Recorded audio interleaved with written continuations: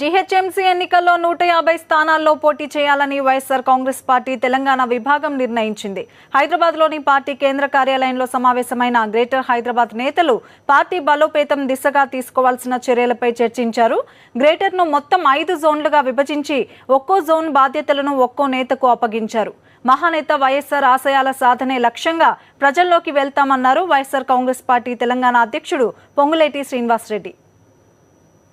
GHMC ఎన్నికల్లో YSR Congress party 150 స్థానాలకి 150 స్థానాలు పోటీ చేయాలని, అదే రకంగా పార్టీని జీహెచ్ఎంసీ పరిధిలో హైదరాబాద్ అధ్యక్షులు ఆడం విజయ్ గారితో పాటుగా రంగారెడ్డి అధ్యక్షులు సురేష్ రెడ్డి గారు, అదే రకంగా ఏదైతే ఇవాళ జీహెచ్ఎంసీలో 5 జోన్లు ఉన్నాయో 5 జోన్లకి సెంట్రల్ ఆఫీస్ నుంచి 5 అబ్జర్వర్లని నియమించడం జరిగింది.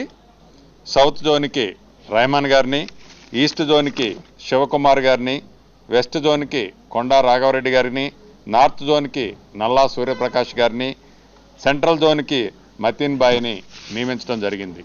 ఈ 5 పార్టీని బలోపేతం చేసే కార్యక్రమాన్ని చేపడతారు.